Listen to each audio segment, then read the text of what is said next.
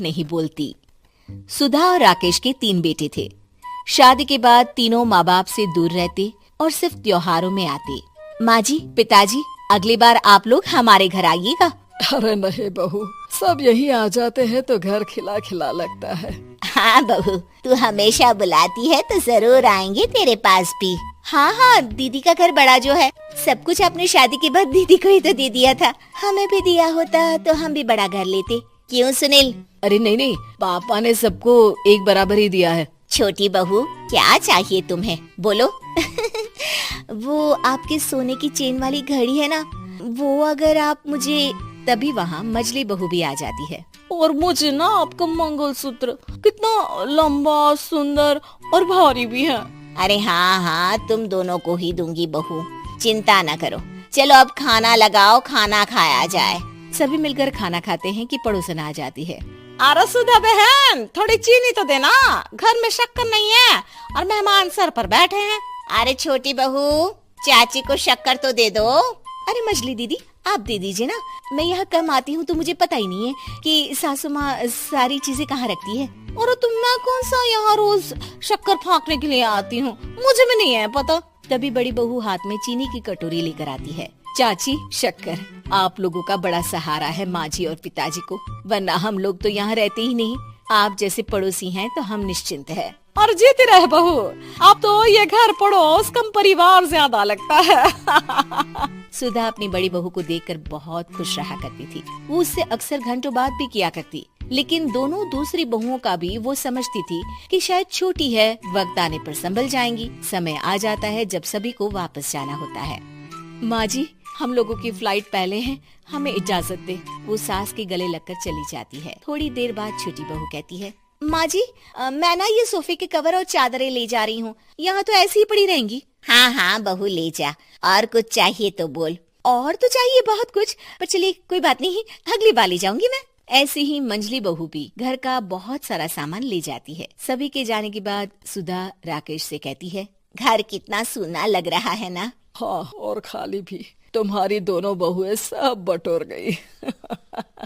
अरे ठीक है ना, हम दोनों ही तो हैं, कितना सामान लगेगा, फिर उन लोगों की नई गृहस्थी, इतना मत सोचा करे। समय बीतता है। ऐसे ही हर साल त्योहारों में सुधा और राकेश के बच्चों की बहू आते और जाते वक्त ढेर सारा सामान पैक कर कर ले जाती। लेकिन कुछ ही सालों में सुधा का देहांत हो जाता है।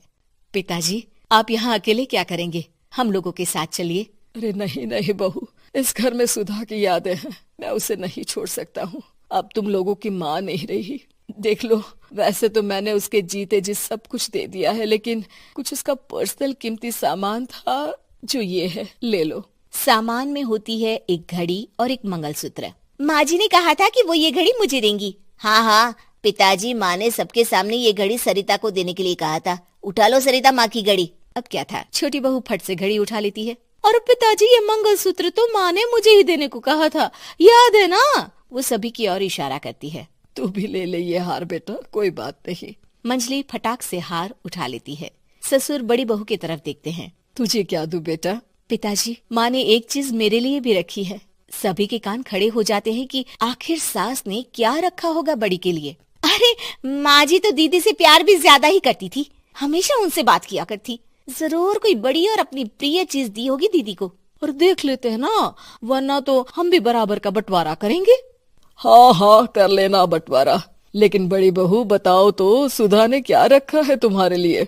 अभी तो हम लोग यही हैं पापा जी, जब जाने लगेंगे तो बता दूंगी। बड़ी बहू के मुंह से ये बात सुनकर बाकी दो बहुएं सोचने लगती हैं कि आखिर क्या है जो दीदी को सासू माँ देकर गई हैं। दीदी, ऐसा तो नहीं ना कि पूरे घर का आधा हिस्सा माँ बड़ी भाभी को देकर गई हो। तभी वहाँ ससुर आ जाते हैं। नहीं नहीं, ऐसा कुछ नहीं है। मकान तो तुम तीनों का बराबर से है। देखो, बड़ी बहू से तुम्हारी सास ज्यादा जुड़ी थी, न जाने क्यों घंटों बात किया करती थी। पता नहीं क्या देकर गई है उसे। और ससुर जी, आपको क्या पता, चालाकी से पूरे घर के पेपर में साइन करवा लिए हो, या फिर कोई छुपा गहना।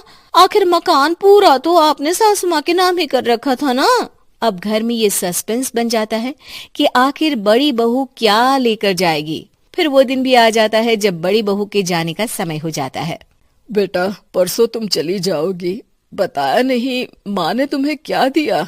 घड़ी और हार जो बेशकीमती था और तुम्हारी सास को सबसे ज्यादा प्रिय था, उसका तो बंटवारा भी हो चुका है। अब तुम्हारी बारी। हाँ पिताजी, आज मैं ये बात बताने ही वाली थी। माँ ने मुझे उससे भी बेशकीमती चीज दी है और वो है आप। आपसे अधिक प्रिय उन्हें कुछ नहीं था। माँ चाहती थी कि आप मेरे साथ रहें। चलिए पिताजी। बेटा, मेरे पास तो कोई पेंशन भी नहीं है और ना ही कोई प्रॉपर्टी। लेकिन आपके पास संस्कार है पिताजी, जो मेरे बच्चे आपसे लेंगे, तो आपको ले जाने पर स्वार्थ ही है मेरा। चलिए ना पापा। सभी के सामने पिताजी बड़ी बहू और बेटे के साथ उनके घर चले जाते।